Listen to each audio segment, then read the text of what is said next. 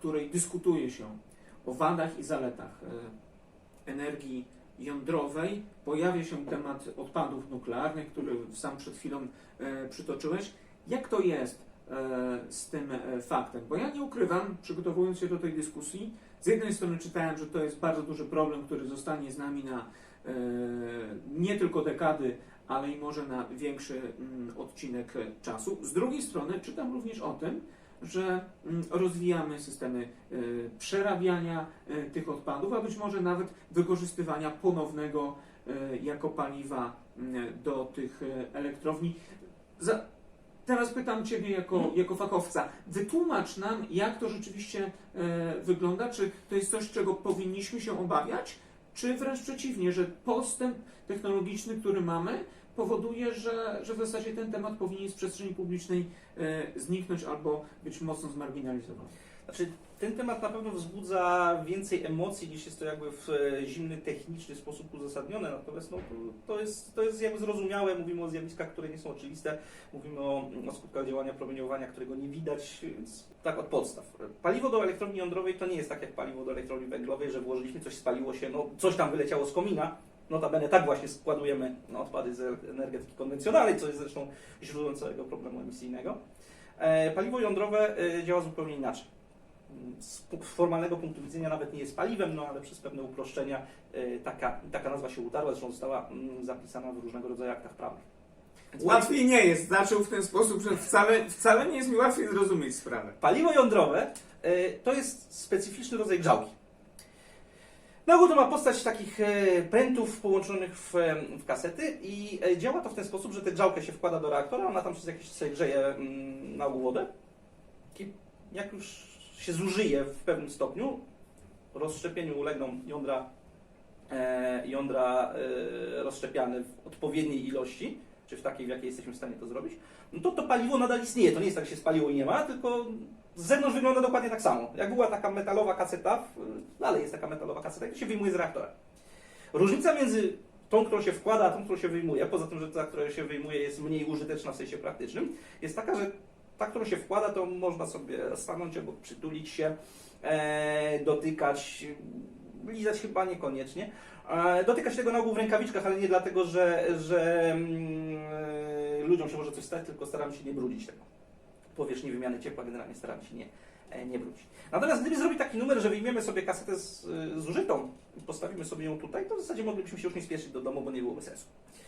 Więc jest to odpad taki, który bezpośrednio w swoim bezpośrednim sąsiedztwie oddziałuje zaraz po wyjęciu z reaktora i niedługo po wyjęciu, wszystko jedno z tego punktu widzenia, czy to jest rok, 10 lat, oddziałuje w sposób bezpośrednio zagrażający życiu, zdrowiu organizmów żywych, bo to nie tylko o ludzi chodzi. Więc jest to specyficzny bardzo rodzaj odpadu, którym się musimy dość starannie zająć. Natomiast to promieniowanie jest nam bardzo łatwo zatrzymać.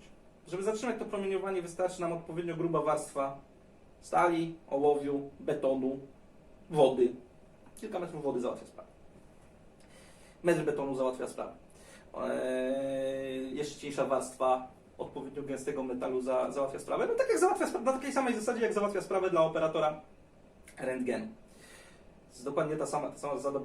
Izolujemy się od promieniowania. Oczywiście to też słabnie z odległością. No istotne, jeżeli to już jest tylko osłabione promieniowanie, jest czas narażenia, no ale jak wyjmujemy to paliwo, to czas narażenia w zasadzie każdy byłby śmiertelny. Więc nie wyciągajcie tych kaset. Nie róbcie tego w domu. Tak. Więc to jest specyficzny rodzaj odpadu, z którym trzeba się, po prostu cała zabawa w gospodarkę wypalonym paliwem jądrowym polega na tym, że trzeba to izolować od otoczenia. W praktyce odbywa się to tak, że wyjmujemy to z reaktora pod wodą. Generalnie ludzie tym procesem kierują, stoją sobie nad reaktorem, patrzą sobie na to. Tam można zaobserwować ładne niebieskie promieniowanie czarnkowe wewnątrz reaktora, jak to się otworzy. Wywoływane przez to promieniowanie i oddziaływanie z samą wodą, to się przenosi pod wodą. Ponieważ to paliwo się jeszcze troszeczkę grzeje, oczywiście w sposób dużo mniejszy niż podczas pracy reaktora, ale trochę tak, to przez kilka lat się to trzyma na terenie elektrowni. Bardzo blisko reaktora na ogół jest basen wypalonego paliwa i tam po prostu sobie to stoi w takich stelażach, trochę na takiej zasadzie jak, nie wiem, butelki po piwie, jeżeli chodzi o konstrukcję. No to trochę oczywiście bardziej... Ja butelek po piwie nie trzymam w basenie. Chodziło mi o samą ideę, że wstawia się jedno do drugiego, ale tak, no butelek po piwie nie trzeba, a to jednak trzeba. No i nad tym jest kilka metrów wody.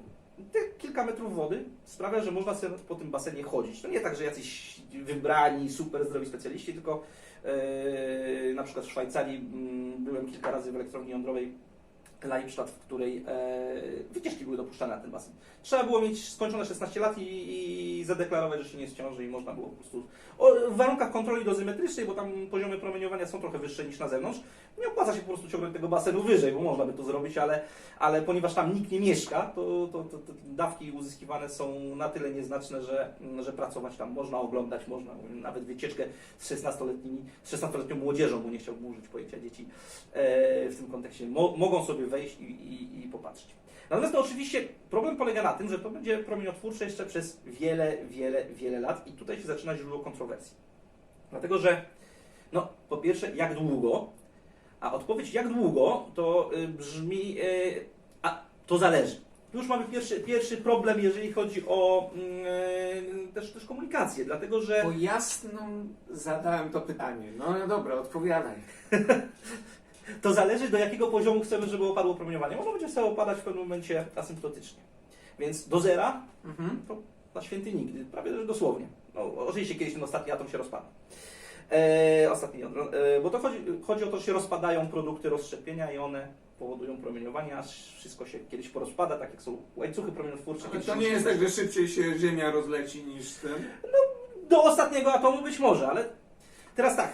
Do kiedy to się rozpadnie do poziomów akceptowalnych dla otoczenia nas interesuje? I teraz pytanie, co to są poziomy akceptowalne dla otoczenia. Czasami przyjmuje się, że poziomem odniesienia powinien być poziom promieniowania rudy uranowej. Wyciągnęliśmy uran z ziemi i to promieniowało, bo uran jest naturalnie promieniotwórczy. Nie mocno, można sobie trzymać w ręku, ale promieniuje. Zresztą tak Becquerel odkrył. Ale przecież nawet telefony komórkowe mnóstwo No urządzeń więc, promieniuje. jeżeli przyjmiemy taki poziom odniesienia, no to tutaj mówimy o kilkuset tysiącach lat. No to jest dość trudna do wyobrażenia sobie wartość. Natomiast z drugiej strony, to jest trochę tak, jakbyśmy wymagali, czy punktem odniesienia dla ścieków byłaby woda pitna. No, można tak robić. Natomiast to też jest tak, że po około 1000 lat ten poziom promieniowania byłby już nadal zauważalnie wyższy i nadal nie jest to coś, co chcę sobie położyć pod poduszką, ale to nie jest już coś, że jak zobaczyłem na własne oczy, to już mogę się do domu nie spieszyć. Nie, to byłby materiał niebezpieczny, z którym się musimy obchodzić, ale już tak jak z innymi odpadami. Natomiast nadal skala czasowa jest dość długa. I teraz, co my z tym paliwem po tych kilku latach z basenu możemy zrobić?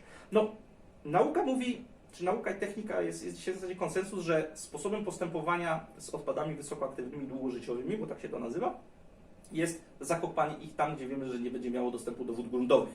Więc po pierwsze, odizolujemy się warstwą skały.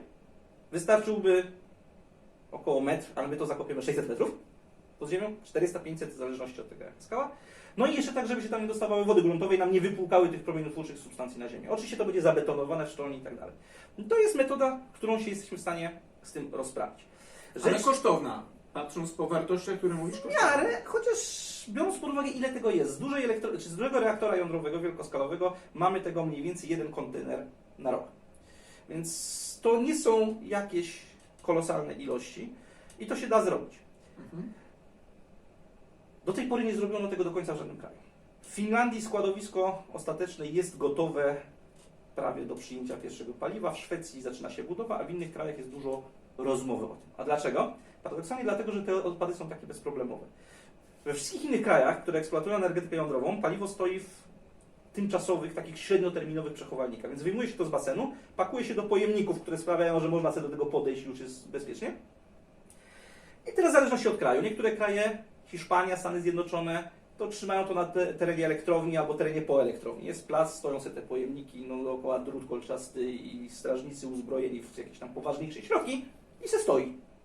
W innych krajach, w Szwajcarii, w Holandii, z całego kraju się te pojemniki zwozi i se stoją w hali. Taka hala wielkości hali do gry w siatkówkę. Z całego kraju, z całej Szwajcarii, coś takiego. Holendrzy nawet tam zrobili galerię sztuki. Można pójść, odwiedzić, obejrzeć sobie obrazy, bo to w ramach działań PR-owych, że to... Problem polega na tym, że oczywiście taka konstrukcja typu zwykła hala, no to tym się trzeba cały czas jakoś tam zajmować. No nie to, że... No ale to nie jest konstrukcja, która wytrwa 1000 lat. Może, nie wiem, Rzymianie pewnie też nie przewidywali, że ich... Ale też jest, przepraszam, że ci wejdę w dyskusję o Rzymianach, ale mamy takiego, i to tu w Warszawie jesteś bliżej, takiego jednego pana, który zasiada tam w Moskwie, któremu różne pomysły przychodzą do głowy i już tak myśląc w tej chwili, mówiąc poważnie, no jest to bardzo atrakcyjny cel potencjalnych ataków. Nie jest. Ale jeszcze tylko dokończę. To przepraszam, tak, to już do tej Rzymiany. Stoi sobie w takim tymczasowym, średnioterminowym na kilkadziesiąt lat składowisku. Nie składowisku, bo to się nazywa przechowalniku. Składowisko to jest to ostateczne. No i jak to mówi się w kraju tego pana, kaszy nie prosit. Jeść nie woła. I dlatego większość krajów nic dalej z tym nie robi, bo można poczekać i lepiej jest tego tematu nie ruszać. Większość obywateli w ogóle nie wie, gdzie to jest. Mhm. Nie powoduje żadnych problemów na zewnątrz, a dotykanie problemu, że trzeba by zbudować teraz składowisko, wybrać lokalizację, to jest przecież koszmar społeczno-polityczny. Skoro można zostawić następcom, tak się to niestety odbywa. Natomiast czy można przerabiać wypalone paliwo? Można. Można z niego uzyskiwać przede wszystkim sporą część niewykorzystanego izotopu rozszczepialnego, bo tam sporo jeszcze jest. Można też oddzielić to, co bardziej promieniuje, od tego, co mniej. W ten sposób możemy około 10-krotnie zmniejszyć ilość tego, co trzeba ostatecznie składować, no i możemy wyprodukować trochę nowego paliwa. Robi to kilka krajów na świecie na krzyż, w naszym otoczeniu przede wszystkim Francja, bo realia ekonomiczne są takie, że to się nie opłaca. Aha. Uran jest na tyle tani, że taniej jest produkować paliwo świeże niż odzyskiwać z wypalonego. Ale mamy aż tak dużo uranu, że możemy sobie spokojnie... Na dzisiaj jeszcze i na jutro i na pojutrze tak, więc większość krajów to trzyma. Może Zadajcie kiedyś w będą środę to pytanie, to wtedy tak. niektóre kraje też mówią, że oczywiście to jest też jakieś usprawiedliwienie, żeby nie budować ostatecznych składowisk, tylko trzymamy to w tych tymczasowych przechowalnikach, że może kiedyś rzeczywiście to będziemy robić. Natomiast te technologie, które miałyby wykorzystywać te już bardziej odpady jako źródło energii, są takie koncepcje, ale to są te takie, co jeszcze nie wiadomo, czy za 10 lat, czy za 20, czy za 30, czy nigdy. Technologie, czyli na poziomie fizycznym są opracowane, natomiast na poziomie techniczno-ekonomicznym jeszcze wdrożyć się ich nie udało, nie wiadomo kiedy się uda. Okej. To w takim razie bardzo dziękuję za bardzo ciekawą rozmowę. Mam nadzieję, że parę pytań, które się Wam oglądając pojawiły, no to Adam odpowiedział. A jeśli się pojawiły nowe, kolejne, no to słuchajcie, dajcie znać bądź w komentarzach, bądź na mediach społecznościowych. No i być może dzięki temu będzie materiał do kolejnej rozmowy z naszym gościem. Dziękujemy bardzo Wam serdecznie za uwagę. Dziękuję. Tak jest. Pamiętajcie o subskrypcji, o lajkach, bo to na pewno nas, a w zasadzie Adama bardziej ucieszy. No i słuchajcie, mam nadzieję, że akurat my zobaczymy się w następnym odcinku. Dziękuję, do zobaczenia. Tak jest.